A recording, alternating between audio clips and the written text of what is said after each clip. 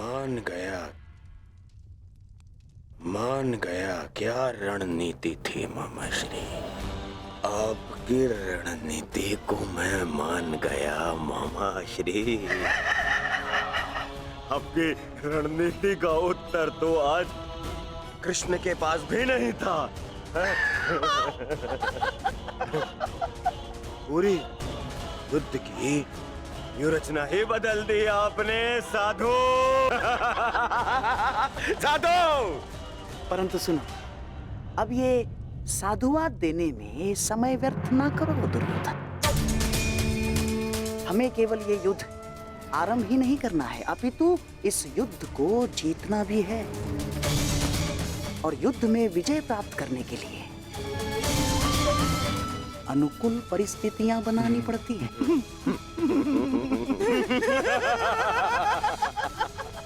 बहुत चतुर बन रहे थे ये पांडव, बहुत चतुर। परंतु अब इन्हें ज्ञात हो गया होगा कि इनकी हार निश्चित है। हमने जो चाहा वही हुआ है दुर्योधन।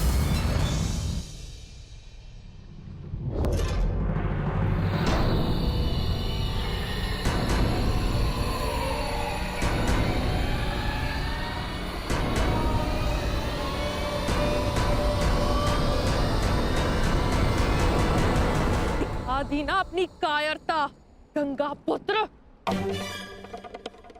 फिर से मौन रहकर तुमने अपने इच्छा मृत्यु के वरदान को लंबा कर दिया।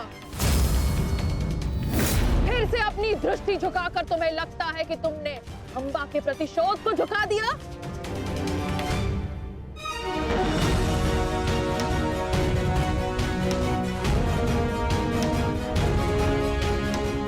आज सिद्ध कर दिया तुमने कि जब अपने प्राणों का प्रश्न आएगा तो गंगा का बेटा भी अधर्म का मार्ग चुन सकता है। ये आशा तो माँ गंगा को भी आपसे ना होगी। ना मैंने नियम बनाए हैं, ना मैं कायर हूं, और ना ही अधर्म के मार्ग पर। मैंने तुम्हें वचन दिया था अम्बा देवी कि जिस समय मेरे जीवन का कोई उद्देश्य शेष नहीं रहेगा, मैं तुम्हें वो शक्ति प्रदान करूंगा कि तुम मेरे इस जीवन का अंत कर सको। अब वो समय आ गया है। तुम्हें कदाचित विश्वास न हो, परंतु मुझे आशा है कि कुरुक्षेत्र में तुम मुझे मेरे भार से मुक्ति दिला दो। वरदान से मुक्ति जो मेरे लिए श्राप बन गया है, उस मौन से मुक्ति जो पाप बन गया है भीष्म। मेरे अंदर कोई आशाएं शेष नहीं।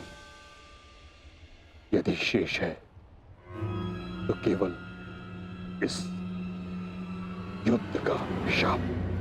आपको इतना व्यथित देखकर बड़ी शांति मिली गंगा पुत्र। दाचित, आपको अब अनुभव हो गया है कि कैसा प्रतीत होता है जब मनुष्य के जीवन में कोई आशा, कोई उत्साह न रहे। स्मरण है भीष्म, यही मेरे जीवन के साथ किया आपने। एक वचन के लिए मेरा पूरा जीवन भस्म कर दिया। परंतु एक बात स्मरण रखना, इतनी सरलता से मैं अपने शत्रु को मुक्त नहीं होने दूंगी। मेरी प्रतीक्षा करोगे तुम गंगा पुत्र कि मैं कब तुम्हें मुक्त करूं। हर पल एक जन्म के समान होगा और प्रतीक्षा का आरंभ होता है अब।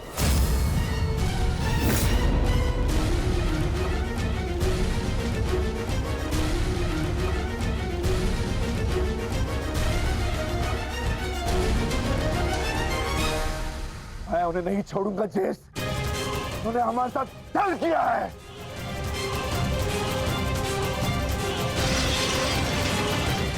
दादा भीम, शांत हो जाइए। ठहरो भीम, ये मेरा आदेश है।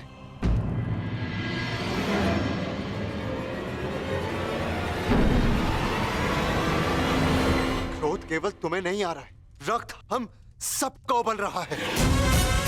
एक और हमारे ही मामा श्री को छल के कारण हमारे विरुद्ध युद्ध करना पड़ रहा है, और दूसरी ओर बड़ी ही चतुरता से उन्होंने शिखंडिनी को युद्ध से दूर कर दिया।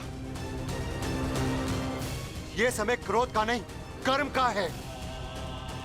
इस समय कौरव सेना के पास 11 क्षणी सेना है और हमारे पास केवल 7।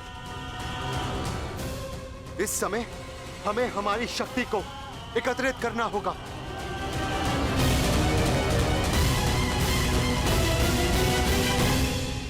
वासुदेव, क्या हम कभी भी कौरवों से न्याय की आशा नहीं रख सकते?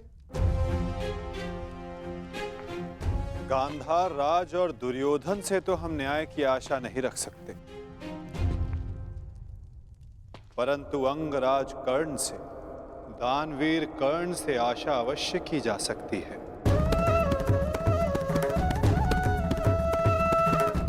कि वो युद्ध में न्याय का पालन करेंगे, अपने वचन दान का मान रखेंगे।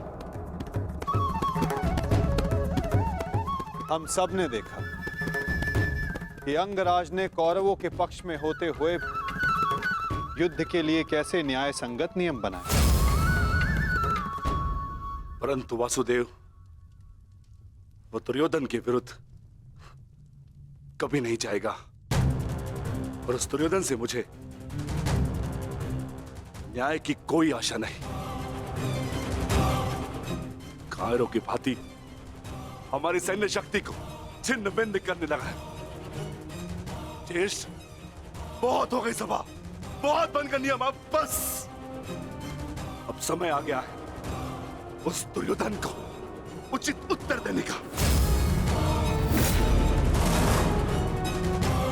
ठहरो भीम।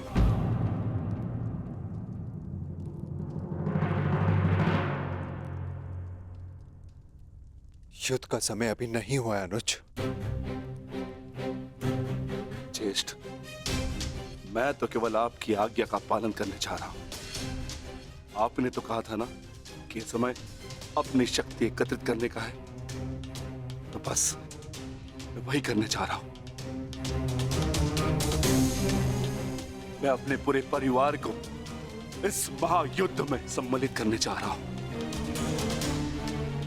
मैं अपने पुत्र महाकाय घटोत्कच और उसके साथी राक्षसों, वीरों को अपनी सेना में सम्मिलित करने जा रहा हूं।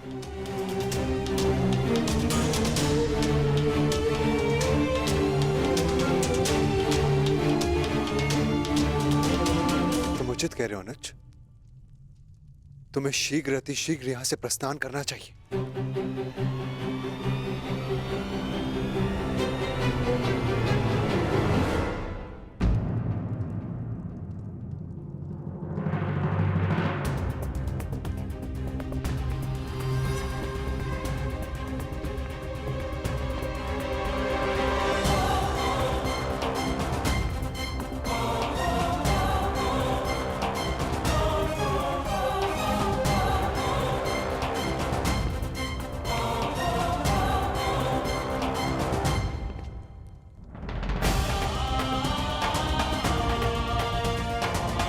मुझे आज्ञा दीजिए ज्येष्ठ, मैं प्रस्थान कर रहा हूं।